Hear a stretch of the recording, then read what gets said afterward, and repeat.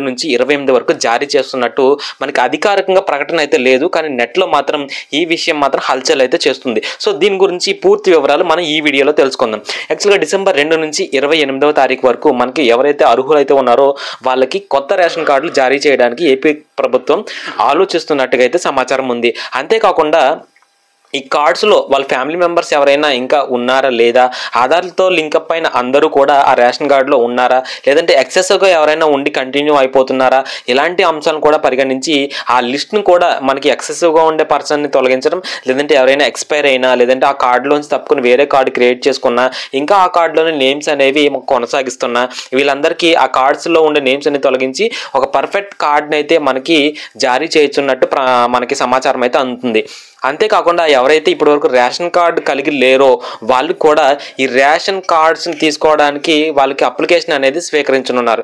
ఇది గ్రామ వార్డ్ సచివాలయాల్లో దీని అప్లికేషన్ అనేది డిసెంబర్ 2 నుంచి తీసుకుంటారని చెప్పేసి మనకి నెట్లో అయితే ఈ సమాచారం వస్తుంది. కానీ గవర్నమెంట్ నుంచి ఎటువంటి అఫీషియల్ ఇన్ఫర్మేషన్ అయితే ఇంకా లేదు. డిసెంబర్ 2 తర్వాత ఇది మొత్తం ఒకేసారి క్లారిఫికేషన్ అయితే వచ్చే ఛాన్స్ అయితే ఉంది.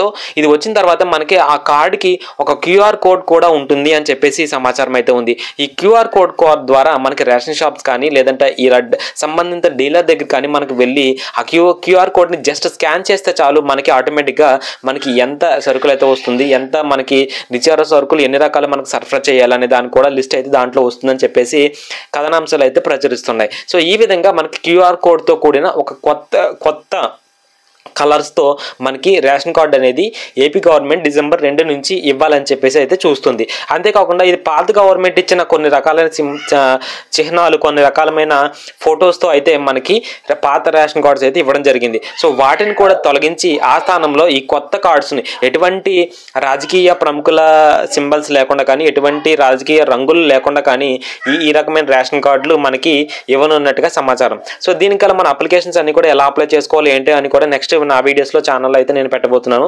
ఇప్పటి వరకు మన ఛానల్ ఎవరైనా సబ్స్క్రైబ్ చేయకపోతే సబ్స్క్రైబ్ చేసుకోండి, పక్కన ఉండే బెల్ ఐకాన్ కూడా ప్రెస్ చేయండి. సో ఈ విధంగా రేషన్ కార్డ్స్ అనేవి మనకి ఏపీ మొత్తం అంతటా కూడా జనవరి నెల బిఫోర్ పండగ అయితే మొత్తం అందరి చేతుల్లో కొత్త రేషన్ కార్డ్స్ రాబోతున్నాయని చెప్పేసి మనకి ఆ సమాచారం అయితే అందుతుంది. సో ఈ రేషన్ కార్డు ఇది ఎంత పద్ధతిగా ఉంటుంది, తర్వాత ఈ రేషన్ ఎక్స్పోర్ట్స్ కానీ లేదంటే ఈ బియ్యం వేస్ట్ అవ్వకుండా మనకి ఎలా జాగ్రత్తలు తీసుకుంటారు, ఈ రేషన్ కార్డులో కూడా చాలా పకడ్బందీగా మనకి టెక్నాలజీని అయితే మనకి ఇన్వాల్వ్ చేస్తున్నట్టు అయితే తెలుస్తుంది. దీంట్లో క్యూఆర్ కోడ్కి సంబంధించిన కానీ ఆధార్ డీటెయిల్స్ కానీ ఆ రెండింటితో మ్యాచ్ అయిన తర్వాత కరెక్ట్ డీటెయిల్స్ అయితే చూసుకుని మనకి రేషన్ కార్డు అయితే జారీ చేస్తున్నట్టు మనకి సమాచారం వస్తుంది. డిసెంబర్ 2 తర్వాత మరింత సమాచారం అయితే వెలువడనుంది. దీనికోసం అయితే మనందరం వెయిట్ చూద్దాం. Thank you. Please subscribe my channel.